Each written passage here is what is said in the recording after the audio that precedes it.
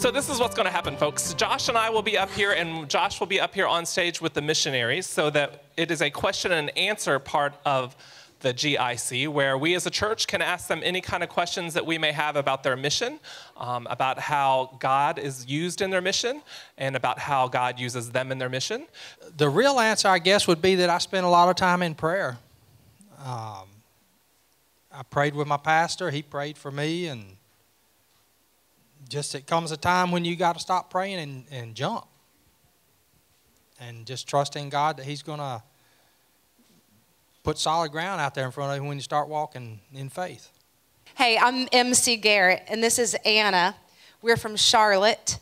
I was born and raised in Richmond. Anna was born and raised in Mexico. Obviously, we don't look the same, neither do any of the girls that are with us, because we believe at 1-7 that heaven's going to look kind of like what we're trying to make Charlotte look like at 1-7, and that is that we are culturally diverse. Age is not just a number, and 1-7 was founded from the verse in Jeremiah 1-7 when God called Jeremiah, and Jeremiah said, "I'm just a boy and I don't know what to say." And so we try and remind them that the destiny that God has for them is so much bigger than their age and their situation and their where they are from and their family dynamics and socioeconomic. So, but we are in Charlotte. My husband and I were called to overseas ministry, and we found out that there were refugees being reestablished all over the United States. So we chose one of those cities, and we started a multicultural ministry. So it's nice to be here. The biggest challenge is language. We have 18 languages, official languages, and 1,650 languages. So every state we go, we have to speak different languages. And moreover, India, we have more than 80% Hinduism. So the Hinduism, there is a caste system. Normally, Christians are known as a low-class people. So this caste system made the people to not to come to Christ. That is a big challenge, and the language. These are the greatest challenge we face. I'm Miguel Arenas. I'm originally from Chile.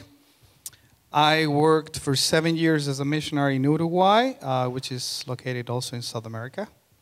And now I'm serving as a missionary pastor here in the area of Harrisburg, Pennsylvania. That's the reason why you hear this accent. Dutch. I came to Christ in college and then was trained how to walk with the Lord in college. So I think because of all that had been given to me through Crew, by giving me a relationship with Christ and helping me learn how to walk in it, I wanted to give it back to other people, other college students just like myself. So that's a big part of the reason why I went into ministry with Crew. I went on my first mission trip when I was in 7th grade and just kind of kept going on them and loved them. And when I was in college, I went to East Asia for a summer and then decided, I guess I can do this for a year. And then it turned into 2 years, and then I started working with Crew full time. So. We work with Crew at Florida State, and our role is are the team leaders. And so we have a team of 10 other missionaries that work with us, and on all different areas of campus, we're trying to have some presence where everybody on campus would know somebody who truly walks with Jesus. And so we help sophomores lead community groups in different dorms on campus and different areas and pockets and cultures on campus. And our main thought is if we can tell people about Christ, help them to know Him, and then build them up in their faith, that they'll turn and do the same. And so we'll continually see growth and see a movement happen just through all of us doing that same thing. We are involved through a long series of steps and processes. We are currently involved in opening a prayer retreat center. It's near where we live, in Tallinn, Estonia, but it's available for Eastern European workers, Christian workers, pastors in Russia and Eastern Europe who are just overwhelmed and really just, honestly, I can compare a little bit to what you guys have experienced in Tuscaloosa just in the last couple of years, just more and more and more battles come along. And so we are building a retreat center where they can come out of their ministry, come for a week or so for quiet, time with the Lord, prayer ministry, prayer training. We have property that has been purchased. It is located, it's about 10 acres of property. It is located about 35 miles, I'm saying in miles, not kilometers, outside of the town. The capital of Estonia, where we live, is about 1/2 of a kilometer's walk to the Baltic Sea. It is surrounded by protected forest land, and there's lots of berry picking and mushroom picking and all the things that Eastern Europeans do that we're learning to do. And it's really, currently it has 3 structures. It has a cross that has been erected. It has a little teepee, and it has an outhouse. These are the 3 very important structures that are on the property. And so that's what we're in the middle of raising the funds and making the plans for the building, the prayer retreat center and cabins and these things for people to come. Hello, everybody. We are the Hand of Christ working in Honduras, doing medical work. The big challenge that we are facing in Honduras is corruption with the government. We have been trying to get permits every time, every year, and every permit lasts about 1 or 2 years because just they want money. They want green paper. They said the American, they have a lot of money and they want extra money. That's my biggest challenge. And they know who we are. They know that we are not doing anything against the Bible, said, because we are Christian. We are real Christian, and I know God doesn't need any help about that kind of help I'm talking about, okay? This is the big challenge. Because those people, they're full of evil, they're full of corruption. But my God is bigger than all these people. Hi, I'm Matt Johnson. I'm the executive director at Sumatanga and have been on the ground there for 2 years in May, and I'm just blessed to be able to be a part of that ministry there. Sumatanga has 1,700 acres with 3 different areas of camp. We can sleep a total of about 950 folks. And last year, we were privileged to see over 16,000 folks come through our doors that we were able to minister to provide a retreat for, and to provide some opportunities for learning and community and faith building. So we over the summer, we will see around 1,600 kids for a week at a time, and so we have a lot of great opportunities to minister to the surrounding community and to the North Alabama as well. So we're just excited to be a part of the ministry that's going on here in North Alabama. I'm Jeff Holman, and this is my wife, Hope Holman, and we're ministers at House of Hope in Ralph, and we minister to men coming out of prison, providing food, clothing, shelter, and most of all, love. And the first story that comes to mind is an 83-year-old man that came to us, and he argued with Hope every day for a year about her Jesus. He didn't want to hear about Jesus. And then as soon as he left us and got his apartment, we found out that he had cancer. And while she was at the VA in Birmingham with him during the last week of his life, we didn't know it was going to be his last week, he told her, he said, "Tell me about your Jesus. I want to know about your Jesus." So that's an awesome story that comes to mind. Well, and I have a story of somebody that partners with us, that helps us in this church a great deal, and that would be Dr. Johnson. And Dr. Johnson listens to our phone calls when we're in distress.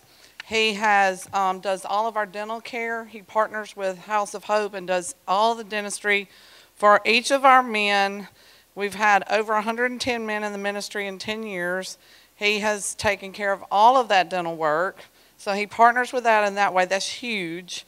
And on top of that, while he's doing the dental work, he also ministers to the men that come to him for the dental care. So that's a partnership with, we're members of this church, but I want to say thank you to Pat and Hiram for listening to us and partnering with us and praying with us, and truly being there through some hard times and good times, and from the very beginning. For the past few years, we have a church planting ministry, planting churches in eastern Kentucky.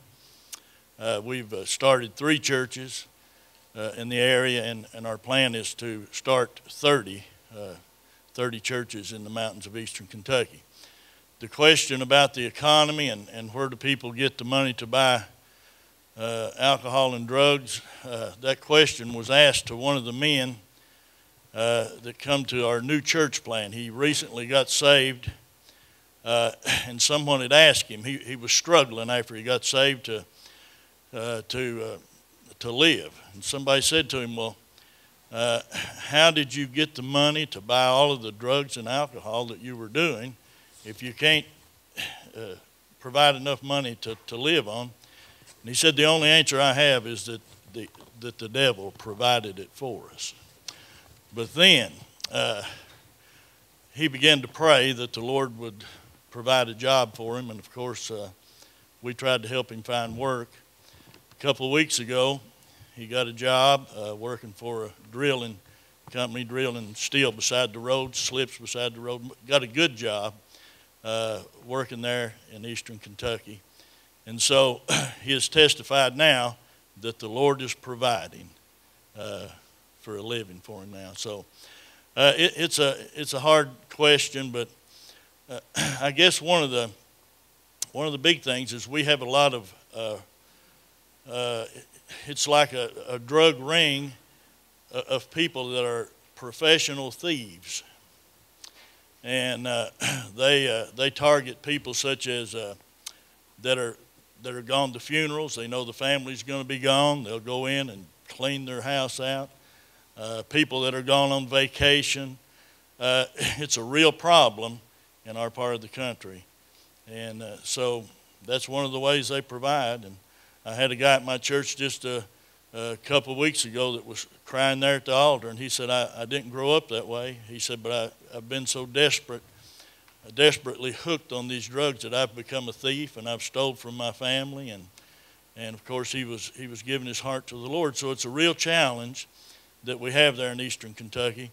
But Roy and I are trying to put together some places for them to work. We're gonna try to start a cleaning company to work there in the area. We're looking at buying a pipe bending machine to start a muffler shop and work some of those guys. So we're trying to look at some things that we can help those men and women when they do get off the drugs to have a place to work. If you were to get involved with Teen Moms, the main things that we need are women who would be mentors to our girls. A lot of them come from single parent homes with no support, and so that is one of our biggest needs. Other needs that we do a weekly Bible study, so maybe mentoring isn't your thing, but if you can cooking a meal for our girls each week for Bible study, helping with material needs. We are always looking for baby supplies, baby clothes, strollers, anything you have that maybe your child's outgrown or grandchild's outgrown, we'll take that. And any other kind of events that we have, we're always in need of volunteers to come and do childcare or to just kind of do crowd control. But whatever skills you have, we can put you to work somewhere. In the past, let's say here in Tuscaloosa, this is where we ministered to high school and middle school students, there seemed to be a clarity of a choice of maybe either choosing Christ or not choosing Christ. Now our community and the youth of our community are challenged with what appears to be to them literally 1,000 options of what to believe in, how to choose to live their lives. And for many of them, the church and God and Jesus are not even really on the radar screen anymore. And so there's always been lost kids in Tuscaloosa, but they always seem to know at least the choice that the adult community offered to them in a relationship with Christ. But our community is so diverse now, and there's so many places for them to learn In my day and age, you learn from the people who lived in Tuscaloosa. In this day and age, you literally have the ability to listen to the world in any belief system that the world may want to share with you. So that's a challenge. It requires to be more diligent in our relational approach. It's not about just standing in front of kids and sharing the truth. You've got to get into their lives, share the love of Christ, which opens their minds and their hearts to what Christ has for them. My name is Tianne Yeager. I'm with the Kairos Prison Ministry here in Alabama. Every person that has ever joined Kairos Prison Ministry, I've never known one person to end up saying that they were not blessed. And I hear it continuously on a daily basis that I am more blessed than the blessings that we give. Because going into a prison, there's different ways that you can be in the Kairos Prison Ministry, but you don't have to go inside the walls to actually be in the Kairos Prison Ministry. We need support team on the outside. We need people to do prayers and fundraising and outreach and other items, to be runners and to do things. So to join the Kairos Prison Ministry, you don't have to go inside the walls, but it's still a blessing to know that you've helped someone.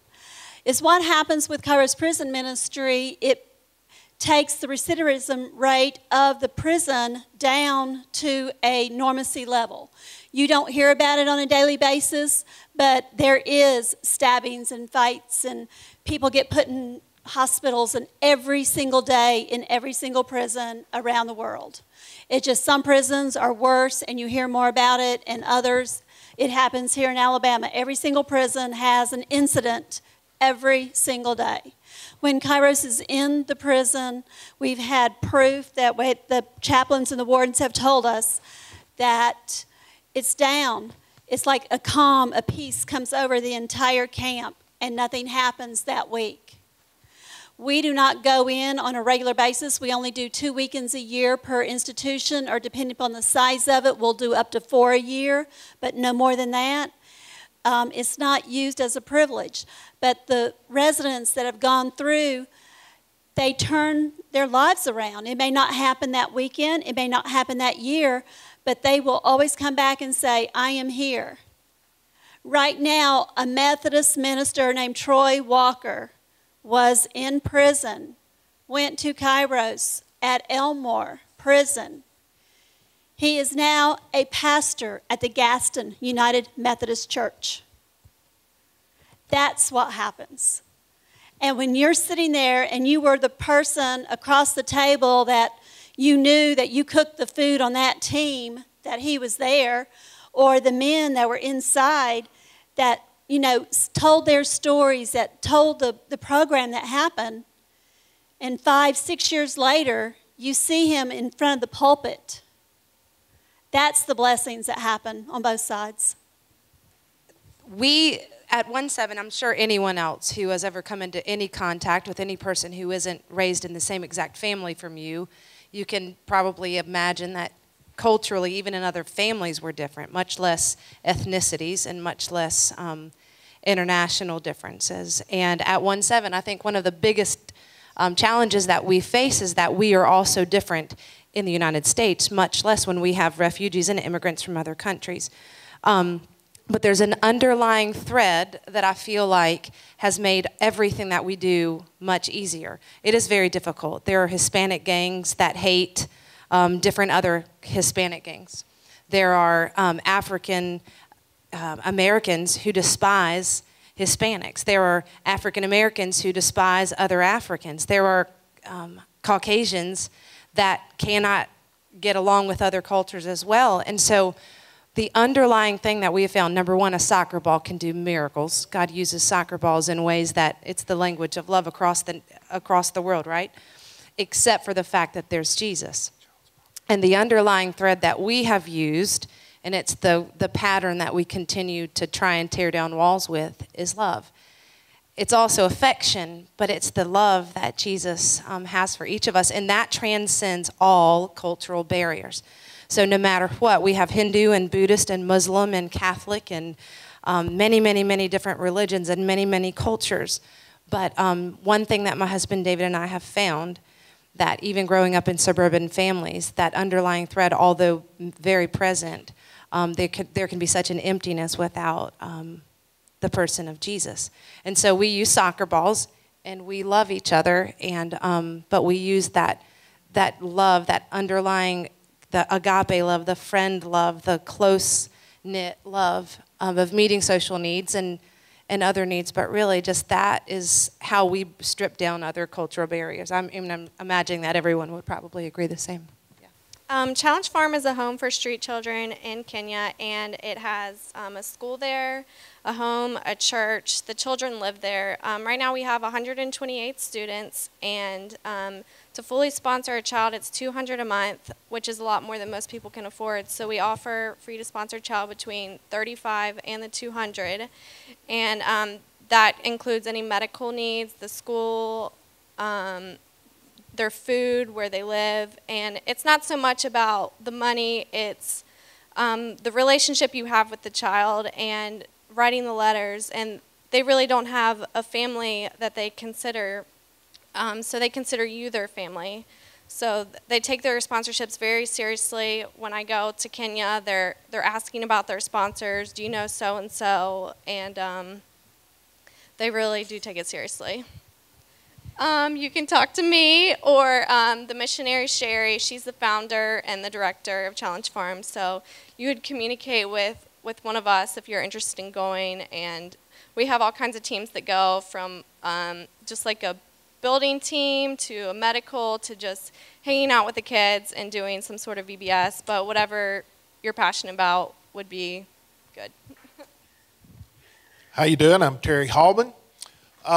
Inside Out Ministry. Let me just give you a little update to answer what he's asking now. For 12 years, I was chaplain at the sheriff's office, and we just recently, last year, left that. But which we're starting with a new police office where I'll be chaplain there as well. But dealing with law officers, I have a son that's a policeman. I was in military police when I was in the Army, and I saw a great need in law enforcement for these men and women to have somebody to be able to talk to, because they have all of this stuff that they have to deal with all the time.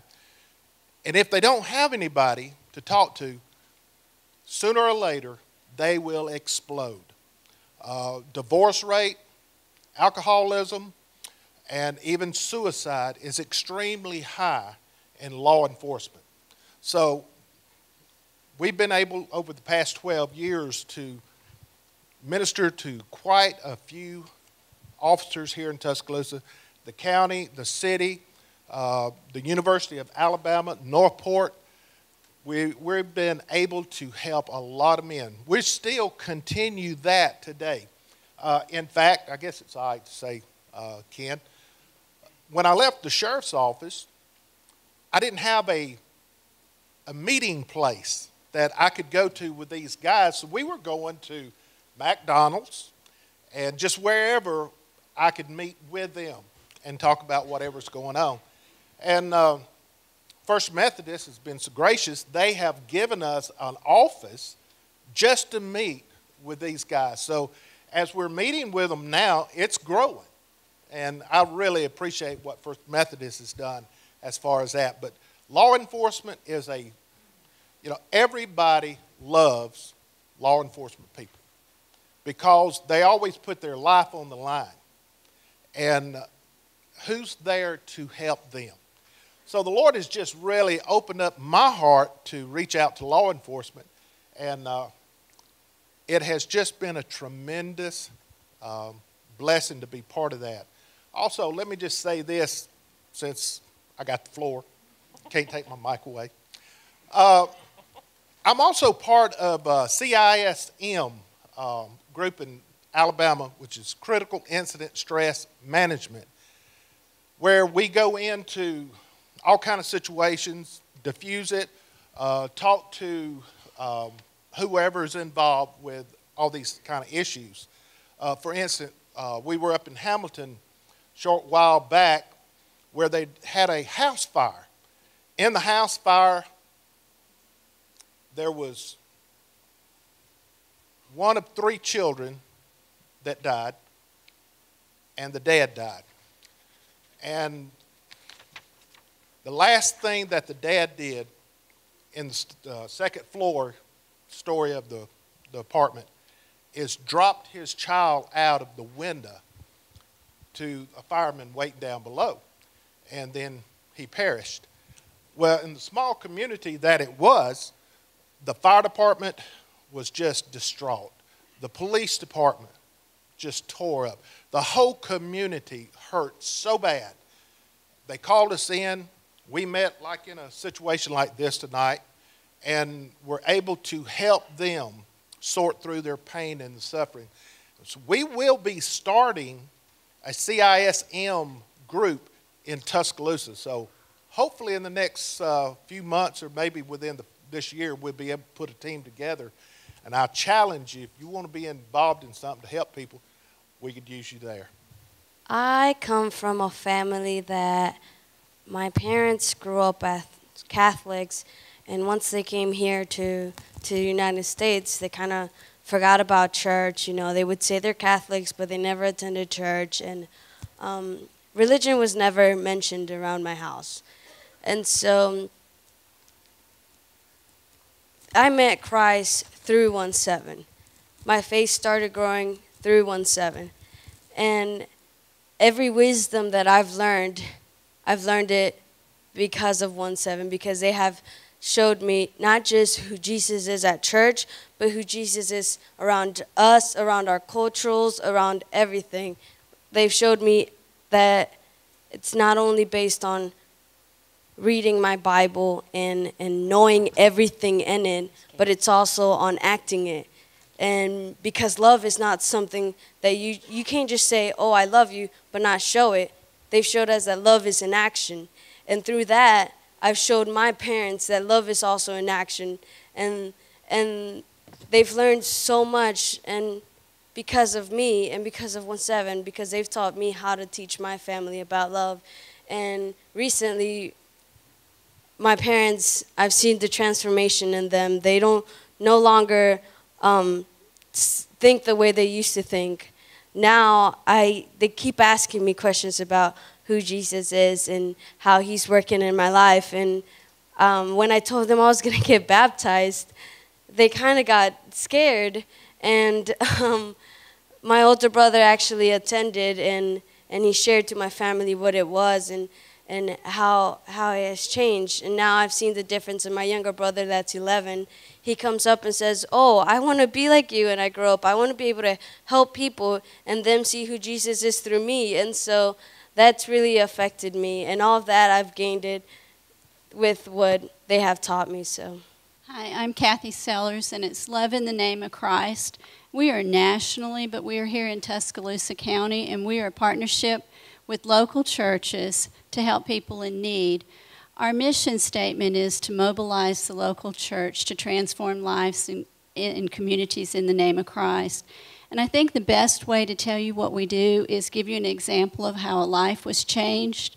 We work with the local agencies and churches, and we had a girl come to us from Turning Point, and you all know that Turning Point is for abused women. And she came to us and she told us that she had no beds for her children. She had 4 children. She lived in a trailer in Duncanville, and she had nothing. She was living there with no hot water, no stove or anything.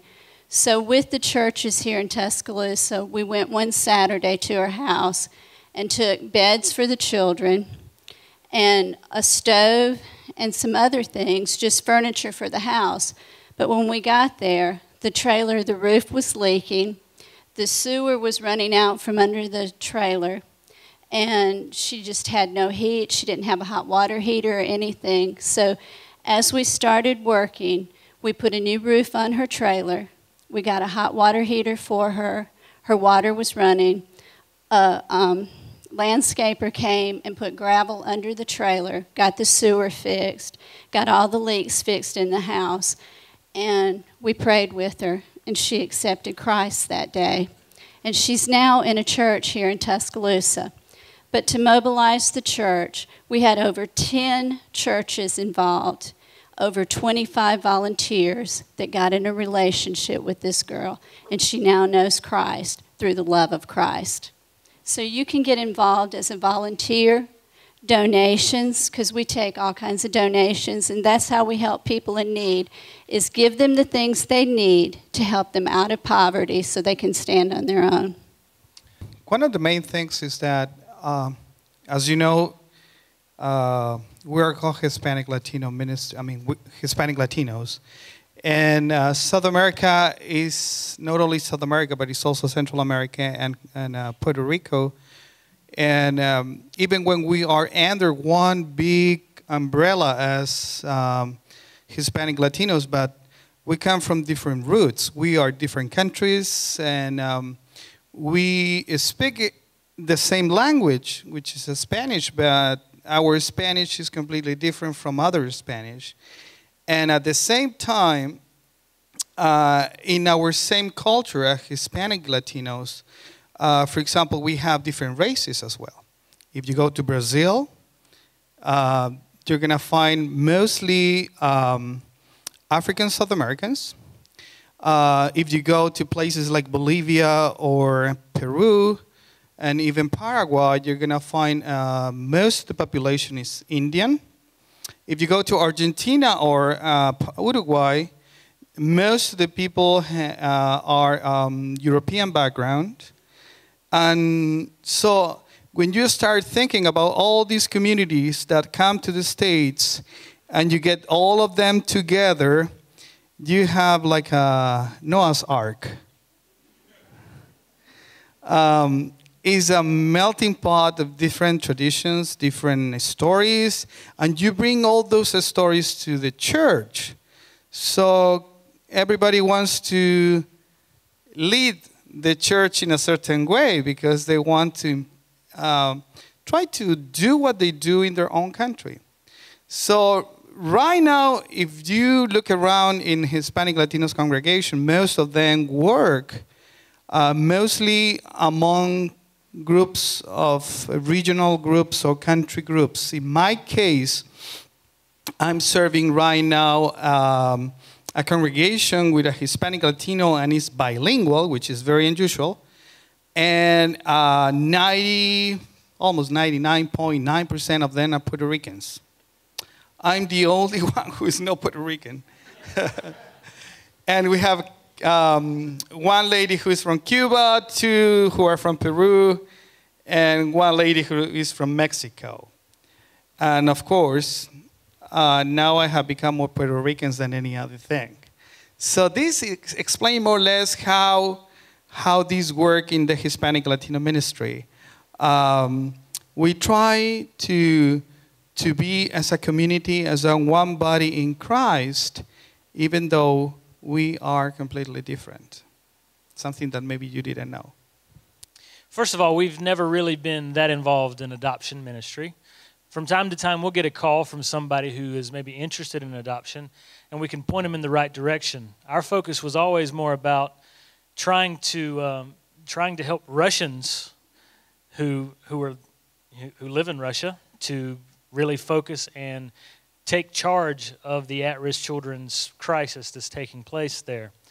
For us, the law is just more of the same.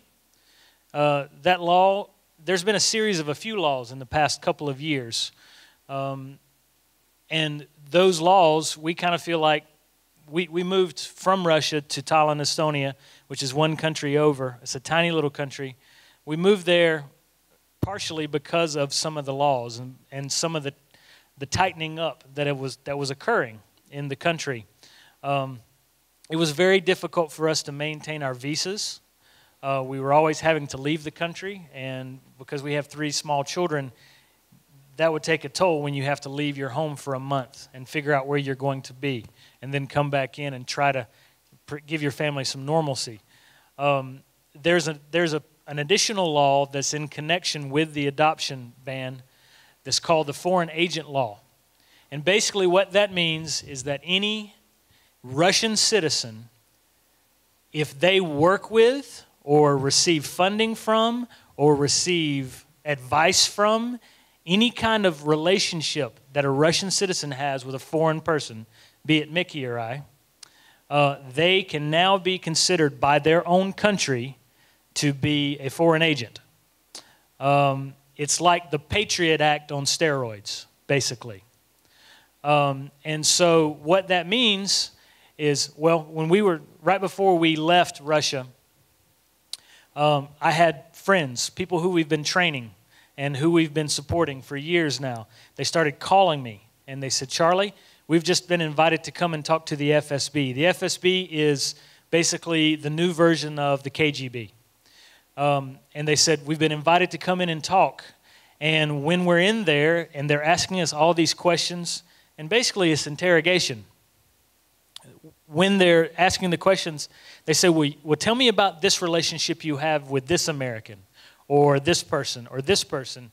And the Russian person says, well, how did you even know that I was dealing with this person? And then they throw down on the table a stack of emails between this Russian citizen and an American. And you say, is that legal? And the FSB agent says, don't worry about what's legal, just answer the questions. And so what is happening with this foreign agent law is it's giving the government the ability to intimidate. Mickey and I don't feel like it's that they have a problem with us being Christian. They have a problem with foreign influence. And so this is a way in which they're trying to take care of it. And that's also the situation with the adoption law.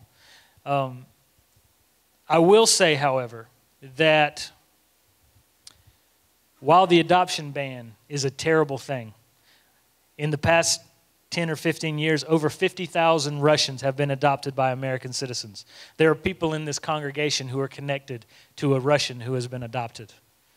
While it's awful and it's heartbreaking, Mickey and I, we look at it as this is yet another opportunity for the Russian people to step up and take care of the 4 million children who are living on the streets, the 1 million children who are institutionalized. And so now is not the time for us here to say, well, Russia, they've just lost their mind. We're just going to move on. Now is not the time. Now is the time for us to be even more fervent in prayer, even more supportive of the people that are there, especially the Russians who are doing it on a day-to-day basis. That's why Mickey and I continue to go back to Russia once every couple of months and sit down and listen to these Russian volunteers and Russian pastors who are crying. You know, their culture has gone through so much in the past 100 years. There's been revolutions, there's been Soviet rule, there's been Stalinism, there's been communism. There are some deep things. You can't sit down with a Russian and not start understanding that somebody close to them was sent off to a death camp or a gulag. Because everybody has somebody like that. When we're sitting in Estonia, one of the sayings is, when you sit down with an Estonian, you'll know within 5 minutes which person within their family was sent to Siberia. It's just part of life. And it's created such a dark spiritual hold on this people, on this whole region of Eastern Europe and Russia. And so the best way we can kind of describe it is, imagine a couple of years back when those storms came through this place. Imagine if Ken and his staff here, imagine if they were so overwhelmed with internal spiritual strife within their own families and within their own congregations. Imagine if that was so deep that they weren't able to step up and respond the way you guys have responded. That's what's happening in Russia. Mickey and I, we work with pastors and volunteers, and they're basically withering. These are the people who are representing Christ, and they're not getting it done. And it's because they need our prayer. Please pray. Please pray.